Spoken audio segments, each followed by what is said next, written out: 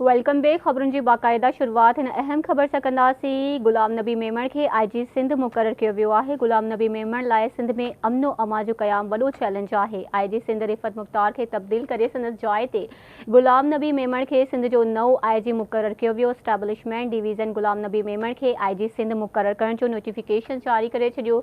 सिंध जे हटायल IG खे रिफ़त मुख़्तार खे establishment division report करण जो लेटर जारी कयो वियो। सिंध हुकूमत गुलाम नबी मेमण खे IG सिंध मुक़रर करण जे वफ़ाक़ ॾांहुं समरी उमाणी हुई जेका मंज़ूर कई वई। Ghulam Nabi Memon police service of Pakistan जो एकी ग्रेड जो ऑफिसर आहे। IG सिंध ऐं एडिशनल IG कराची समेत ॿियनि उहिदनि ते मुक़रर रही चुको आहे। ज़रियनि जो चवणु आहे त मुनीर शेख खे एडिशनल IG कराची ऐं जावेद आलम ओढो खे IG बलोचिस्तान मुक़रर कयो वेंदो। बेबासे हवा के ॿुधाईंदा हलूं। वज़ीर आज़म शहबाज शरीफ रेकॉर्डिक मनसूबे में पेश ईंदड़ समूरनि रंडकुनि खे ख़त्म करण जी हिदायत करे छॾी। वज़ीर आज़म जो चवणु आहे त बलूचिस्तान जे मादनियात मां भरपूर फ़ाइदो हासिल करण लाइ मवासिलात जे इंफ्रास्ट्रक्चर ख़ासि करे रेलवे लाइन लाइ रिथाबंदी कई वञे। वज़ीर आज़म शहबाज शरीफ जी सदारत हेठि रेकॉर्डिक मनसूबे बाबति अहम इजलास थियो जंहिंमें बैरिक गोल्ड कंपनी जे वफ़द chief executive officer Mark Bristow जी सरबराही में शिरकत कई। इजलास दौरान ब्रीफिंग में ॿुधायो वियो त रेकॉर्डिक मनसूबे जी फिज़िबिलिटी डिसंबर 2024 ताईं मुकमल कई वेंदी। मनसूबे सां हर महीने 6000 बंदरगाह ते पहुची वेंदा। ब्रीफिंग में ॿुधायो वियो त मनसूबे जी कॉन्स्ट्रेट पाइप लाइन दुनिया जी ॿी डिघी पाइपलाइन हूंदी। वज़ीर आज़म जो चवणु हो त बलूचिस्तान जे मादनियात मां भरपूर फ़ाइदो हासिल करण लाइ मवासिलात जे इंफ्रास्ट्रक्चर ख़ासि करे रेलवे लाइन लाइ रिथाबंदी कई वञे। वज़ीर आज़म शहबाज शरीफ चयो त रेकॉर्डिक खां गवादर ताईं रेलवे लाइन मनसूबे सां बंदरगाह ताईं पहुच में सवलाई थींदी। वज़ीर आज़म रेकॉर्डिक मनसूबे आॾो समूरनि रंडकुनि खे ख़त्म करण जी हिदायत करे छॾी। बेबासे हवा के ॿुधाईंदा हलूं। वज़ीर आज़म शहबाज शरीफ इक़्तिसादी राब्ता कमेटी जे नए सिर जोड़ करे छॾी। नाणे वारो वफ़ाक़ी वज़ीर मोहम्मद औरंगज़ेब ECC जो चेयरमैन मुक़रर कंदे नोटिफिकेशन जारी करे छॾियो। नोटिफिकेशन मूजिबि वापार तवनाई पेट्रोलियम इक़्तिसादी मामला ऐं रिथाबंदी वारा वज़ीर कमेटी मेंबर हूंदा।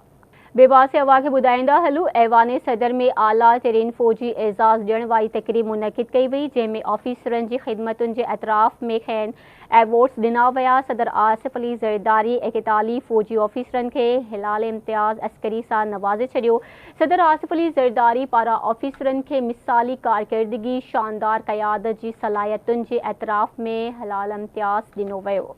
कैप्टन अब्दुल वली शहीद लाइ संदसि वालिद पारां सितारा बिसालत जो एवॉर्ड वसूल कयो वियो। लेफ्टिनेंट जनरल मोहसिन मोहम्मद कुरैशी ऐं एयर मार्शल अब्दुल मुईद खान खे हिलाल इम्तियाज़ मिलिट्री सां नवाज़ियो वियो। एयर मार्शल तारिक ज़िया ऐं एयर मार्शल गुलाम अब्बास खे हिलाल इम्तियाज़ मिलिट्री जो एवॉर्ड ॾिनो वियो।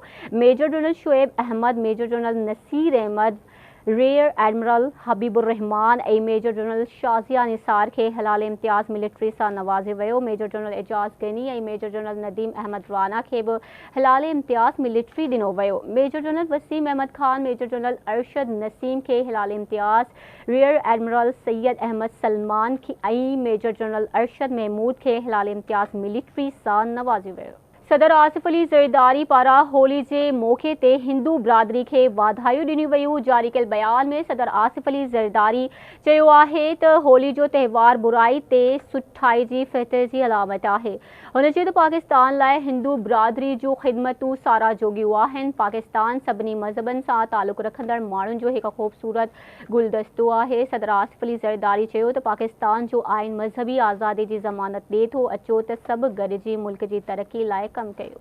PB चेयरमैन बिलावल भुट्टो ज़रदारी चयो आहे त रंगनि जो त्योहार होली बुराई ते सुठाई जी फतह जी अलामत आहे। पीपल्स पार्टी चेयरमैन बिलावल भुट्टो ज़रदारी जी होली ते जारी कयल पैगाम में हिंदू बिरादरी खे होली जूं वाधायूं ॾिनियूं। PB चेयरमैन बिलावल भुट्टो ज़रदारी चयो त होली जहिड़ा त्योहार रुगो हिकु बिरादरी लाइ न पर मुआशरे लाइ अहमियत रखनि था। PB चेयरमैन बिलावल भुट्टो ज़रदारी चयो त अहिड़ा त्योहार माण्हुनि विच में ॿधी ऐं भाईचारे खे हथी ॾियनि था। PB चेयरमैन वधीक चयो त पीपल्स पार्टी बराबरी इंसाफ़ ऐं इज्तिमाइयत में यकीन रखे थी। रोहिड़ी मां अगवा थियल नींगरी प्रिया कुमारी जी बाज़ियाबी लाइ सिंध जे मुख़्तलिफ़ शहरनि में एहतजाज कयो वियो। वधीक तफ़सील हिन रिपोर्ट में।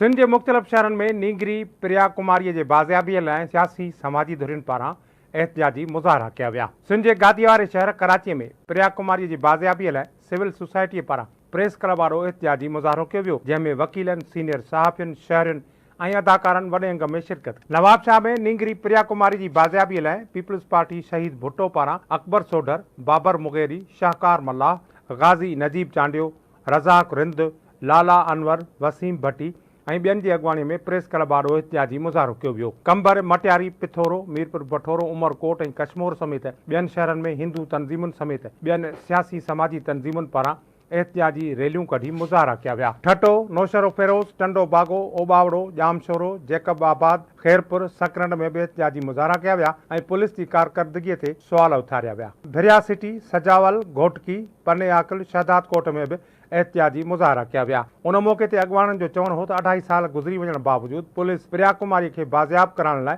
कख भञी बीणो नाहे कयो। सिंध में बदअमनी चोट चढ़ियल आहे, अवाम पंहिंजे घरनि में बि महफ़ूज़ नाहे रहियो। हुननि आला अख़्तियारनि खां मुतालबो कयो त मामले जो नोटिस वठी नींगरी प्रिया कुमारीअ खे बाज़ियाब कराए वारसनि में पखड़ियल बेचैनी ख़त्म कई वञे। ॿिए पासे अवा खे ॿुधाईंदा हलूं सखर जे इलाइक़े संगरार मां 2.5 वरिया अगवा थी वियल मासूम नींगरी प्रिया कुमारी जी बाज़ियाबी लाइ कराची प्रेस क्लब वारो मुख़्तलिफ़ तंज़ीमुनि पारां एहतिजाजी मुज़ाहिरो कयो वियो। उन मौक़े ते एहतिजाज में शरीक माण्हुनि आवाज़ टीवी कराची जे रिपोर्टर राजा असगर सूमरो सां वीचार वंडिया आहिनि। अचो त ॾिसो। उन माँ जी तकलीफ़ जो तव्हां अंदाज़ो लगायो जे 3 साल पंहिंजी न्याणी खां बग़ैर गुज़ारियो आहे ऐं असांजो पंहिंजो मुतालबो अॼु इहो ई आहे त फौरी तौर ते प्रिया कुमारी खे आज़ादु कयो वञे। ॿी सूरत में एहतिजाज जी ऐं जिदोजहद जो जेको दाइरो आहे उहो वसी कयो वेंदो। असांजो जेको फ़र्ज़ु आहे असां पंहिंजो पूरो कयूं था पंहिंजे महाज़ ते सोशल मीडिया जे ज़रिए, इलेक्ट्रॉनिक मीडिया जे ज़रिए तव्हां आवाज़ु उथारियूं था सभई। पर हाणे कमु करणो आहे उन में आला ऐवाननि में वेठल जेके माण्हू आहिनि, होम मिनिस्टर साहब खे गुज़ारिश कंदासीं, नई हुकूमत तव्हांजी मिली आहे, तव्हांखे अलाह साईं बख़्शे ॾे त हाणे घटि में घटि कमु त करे ॾेखारियो। पुलिस के सब ख़बर हूंदी आहे। तव्हां दुनिया के कहिड़ो मैसेज था ॾियो त जेके हिते अक़लियत वारा आहिनि उन्हनि जूं नंढियूं हेतिरियूं बचड़ियूं न्याणियूं बि महफ़ूज़ कोन्हनि, त इहा शइ ॾाढी ख़राबु आहे, ख़राबु पई वञे असांजे मुल्क जे लाइ बि, जमहूरियत जे लाइ बि ऐं इन्हनि हुकुमराननि लाइ बि। मुतालबो इहो कंदसि त अमन अमान क़ाइमु कयो सिंध में, ऐं ॿियो मुंहिंजो मुतालबो इहो आहे प्रिया खे आज़ादु कयो। क़रीब 2.5 सालनि खां 7 सालनि जी न्याणी गुम आहे, का उन्हनि खे माना फ़िक्र न आहे। हेतिरा सॼी सिंध उथी बीठी आहे, कश्मीर खां कराची ताईं माण्हू मुज़ाहिरा करनि था त हिन खे का परवाह न आहे। हिन खां बेवसी कहिड़ी थींदी। ऐं जेको आहे त हीअ मूंखे सिंध जे ख़िलाफ़ हिकिड़ी साज़िश आहे। हेॾियूं सारियूं एजेंसियूं नी, हेॾा सारा तव्हां एटमी मुल्क आहे, तव्हांखे एतिरी ख़बर न पए थी त 7 सालनि जी छोकिरी कंहिं कई। अवा खे ॿुधाईंदा हलूं सूबाई वज़ीर सैयद नासिर हुसैन शाह चयो आहे त प्रिया कुमारी संदन न्याणी आहे, संदसि बाज़ियाबी लाइ कोशिशूं जारी आहिनि। वाक़े में मुलविस जवाबदारनि खे सख़्त सज़ा ॾियारी वेंदी। लाड़काणे में मीडिया सां ॻाल्हाईंदे सूबाई वज़ीर सैयद नासिर हुसैन शाह चयो त Peoples party chairman Bilawal Bhutto Zardari ऐं वॾे वज़ीर सैयद मुराद अली शाह सूबे में अमनो अमाजी सूरत-ए-हाल बहितर बणाइण लाइ घरू वज़ीर खे हिदायतूं ॾिनियूं। हुन चयो त वॾो वज़ीर ऐं घरू वज़ीर अमनो अमाजी बहितरी लाइ सरगर्म आहिनि। ईंदड़ कुझु ॾींहनि अंदरि सुठा नतीजा साम्हूं ईंदा। सूबाई वज़ीर चयो त सिंध में कामोरनि जी बदिलियुनि ऐं मुक़ररनि में के बि इख़्तिलाफ़ नाहिनि। अहिड़ियूं अफ़वाहूं सोशल मीडिया ते पखेड़ियूं वेंदियूं आहिनि जंहिंमें का बि सचाई नाहे। नासिर हुसैन शाह चयो त पीपल्स पार्टी खे 2008 जी इलेक्शन खां पोइ सभ खां वधीक 2013 ऐं उन खां पोइ 2018 ऐं 2024 जी चूंड में वधीक सीटूं मिलियूं आहिनि। हुन चयो त पाकिस्तान पीपल्स पार्टी खे आम चूंडुनि में कॾहिं बि कंहिंजी हिमायत न मिली आहे। पीपल्स पार्टी पंहिंजी कारकर्दगी जी बुनियाद ते सीटूं खटियूं आहिनि। सूबाई वज़ीर चयो त पीपी चेयरमैन बिलावल भुट्टो ज़रदारी जे मंशूर मूजिबि 20,000 घर ठाहिण वारो कमु मुकमल थी चुको आहे ऐं ॿियनि घरनि जी तामीर जो बि कमु तेज़ी सां जारी आहे। अवा खे ॿुधाईंदा हलूं पीपल्स पार्टी सिंध जे सदर निसार अहमद खोड़ो चयो आहे त सुप्रीम कोर्ट 12 सालनि खां पोइ महसूसु कयो त भुट्टो साहब सां ज़्यादती थी। सुप्रीम कोर्ट मञी वरितो त शहीद भुट्टो खे फेयर ट्रायल न मिलियो। हैदराबाद में प्रेस कॉन्फ्रेंस कंदे निसार अहमद खोड़ो चयो त भुट्टो साहब खे हाणे जमहूरियत जो क़ौमी हीरो मञियो वञे। 4 अप्रैल ते भरपूर जलसो करे शहीद भुट्टो खे भेटा पेश कंदासीं। हुन चयो त 4 अप्रैल ते गड़ी खुदा बख्श में पीपल्स पार्टी पारां ज़ुल्फ़कार अली भुट्टो खे सलामी पेश कई वेंदी। पीपी अखबार चयो त ज़रदारी साहब अरड़ी तरमीम में किरदार अदा कयो। सदर उन्हीं जमहूरी निज़ाम जो दिफ़ा कंदे असेंबली जो वक्त पूरो कंदो।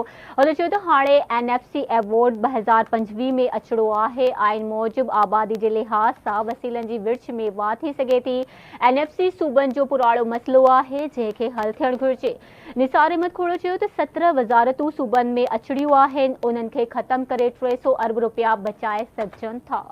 ॿिए पासे सूबाई वज़ीर सैयद नासिर शाह पारां गढ़ी ख़ुदा बख़्श भुट्टो में शहीदनि जी मज़ारुनि ते हाज़िरी भरे फ़ातिहा ख़ुआनी कई। तवन्नाई मनसूबा बंदी ऐं तरक़ियाती रिथान वारनि खातनि जे सूबाई वज़ीर सैयद नासिर शाह गढ़ी ख़ुदा बख़्श भुट्टो पहुची शहीदनि जी मज़ार ते हाज़िरी भरी आहे। सैयद नासिर शाह क़ाइदे अवाम शहीद ज़ुल्फ़कार अली भुट्टो, शहीद मोहतरमा बेनज़ीर भुट्टो, बेगम नुसरत भुट्टो ऐं ॿियनि शहीदनि जी मज़ारुनि ते हाज़िरी भरे गुल रखे फ़ातिहा ख़ुआनी कई। सैयद नासिर शाह शहीदनि जी मज़ारुनि ते हाज़िरी भरण बाद लाड़काणे रवानो थी वियो। सूबाई वज़ीर सैयद ज़ुल्फ़कार अली शाह गढ़ी ख़ुदा बख़्श भुट्टो में शहीदनि जी मज़ारुनि ते हाज़िरी भरी। सूबाई वज़ीर सैयद ज़ुल्फ़कार अली शाह गढ़ी ख़ुदा बख़्श भुट्टो पहुची क़ाइदे अवाम शहीद ज़ुल्फ़कार अली भुट्टो, शहीद मोहतरमा बेनज़ीर भुट्टो, नुसरत भुट्टो ऐं ॿियनि शहीदनि जी मज़ारुनि ते हाज़िरी भरे फ़ातिहा ख़ुआनी कई। सूबाई वज़ीर सैयद ज़ुल्फ़कार अली शाह MPA जमील अहमद सूमरो ऐं ॿियनि अॻवाड़नि सां गॾिजी लाड़काणे में क़ाइम सिर शाहनवाज़ भुट्टो लाइब्रेरी में क़ाइम बुक स्टोर जो बि इफ़्तिताह कयो। उन मौक़े ते सूबाई वज़ीर सैयद ज़ुल्फ़कार अली शाह चयो त जमहूरियत ऐं आइन लाइ भुट्टो ख़ानदान जूं क़ुर्बानियूं हमेशह यादि रखियो वेंदियूं। हुन चयो त लाइब्रेरी में शागिर्दनि ऐं शागिर्दियाणियुनि लाइ वधीक सहूलियतूं शुरू करणु वञी रहिया आहियूं। लाइब्रेरी खे डिजिटलाइज़ करण सां गॾु नवां किताब, कंप्यूटर ऐं लैपटॉप बि फ़राहम कया वेंदा। शिकारपुर में पुरस्कार नमूने गुम थियल 8 वरियनि जी नीगर जे अगवा थियण जी तस्दीक थी वई। ॾोहारियुनि पारां वारिसनि खां 50 लाख रुपया भुंग तलब कयो वियो। अलिफ शाह कॉलोनी में पुरस्कार नमूने गुम थियल नीगर मेहरबान भट्टी जे अगवा जी तस्दीक थी वई। वारिसनि जो चवणु आहे त धाड़ेलनि फ़ोन ते राब्तो करे नीगर जी आज़ादी लाइ 50 लाख रुपया भुंग तलब कयो। हुननि आला इख्तियारनि खां मुतालबो कयो आहे त मुआमले जो नोटिस वठी नीगर खे बाज़ियाब करे बेचैनी ख़त्म कई वञे। गाजी खावड़ में ज़्यादती बाद बेदर्दी सां क़त्ल कयल नीगरी शबीरा खोसो जे क़त्ल केस में अहम अॻभराई थी। पुलिस कंबर भरिसां 3 जवाबदारनि खे गिरफ़्तार करे वरितो जॾहिं त हिकु जवाबदार फरार थी वियो। SSP कंबर कली मलिक प्रेस कॉन्फ्रेंस कंदे चयो त नीगरी शबीरा खोसो खे 4 जवाबदारनि क़त्ल कयो हो, जिन मां 3 जवाबदारनि अली हैदर खोसो, खान मोहम्मद ऐं हबीबुल्ला खोसो खे गिरफ़्तार कयो वियो जॾहिं त हिकु जवाबदार दादन खोसो फरार थी वियो। हुन चयो त शुरूआती जांच दौरान जवाबदारनि नीगरी खे पत्थर हणी क़त्ल करण जो एतराफ़ कयो। SSP जो चवणु आहे त 8 मार्च ते नीगरी गुम थी वई हुई। 10 मार्च ते संदसि लाश हथ आयो हो। ॿिए पासे अवा खे ॿुधाईंदा हलूं, पाकिस्तान पीपल्स पार्टी जे नौजवान रावल शर्जील मेमण चयो आहे त हू ॾुख तोड़े सुख में आवाम सां गॾु आहे। इन हवाले सां वधीक तफ़सील हिन रिपोर्ट में। सिंध असेंबली तक PS 61 जे अवाम जा मसइला हल करण लाइ रावल शर्जील इनाम मेमण सरगर्म आहे। पाकिस्तान पीपल्स पार्टी जो नौजवान अॻवान रावल शर्जील इनाम मेमण रावल हाउस राहूकी पहुतो त संदसि अचण जी सुध पवण ते तक जा सवे माण्हू मुलाक़ात लाइ पहुता। उन मौक़े ते रावल शर्जील इनाम मेमण हिकु माण्हूअ सां मिलियो ऐं संदनि मसइला ॿुधी तुर्त ई हल करण जी ख़ातिरी कराई। उन मौक़े ते पाकिस्तान पीपल्स पार्टी जे अॻवान रावल शर्जील इनाम मेमण चयो त चूंडूं खटण बाद गुम थियण वारनि मां न आहियूं, ॾुख सुख में अवाम सां गॾु आहियूं। रावल शर्जील इनाम मेमण जो चवणु आहे त हू सदाईं अवाम सां गॾु रहिया आहिनि ऐं हू अॼु बि अवाम जा मसइला हल करण लाइ पहुतो आहे। पीपल्स पार्टीअ जे नौजवान अॻवान रावल शर्जील इनाम मेमण चयो त तक जे अवाम खे कॾहिं बि अकेलो न छॾियो आहे, सदाईं अवाम जे मसइलनि जे हल लाइ जाखोड़ कई आहे। रावल शर्जील मेमण जो चवणु आहे त पीपल्स पार्टी अवामी पार्टी आहे जेका रुगो अवाम जी ख़िदमत में यकीन रखे थी। पीपल्स पार्टीअ जे नौजवान अॻवान रावल शर्जील इनाम मेमण चयो त अवाम खे सुखियो सताबो बणाए पोइ सुख जो साह खणंदासीं। ॿिए पासे अवा खे ॿुधाईंदा हलूं, गॾियल क़ौमुनि जे सेक्रेटरी जनरल एंटोनियो गुटेरेस चयो आहे त हू गज़ा जे फ़लस्तीनियुनि जो दर्द दुनिया जे साम्हूं आणण लाइ रिफ़ा पहुतो आहे।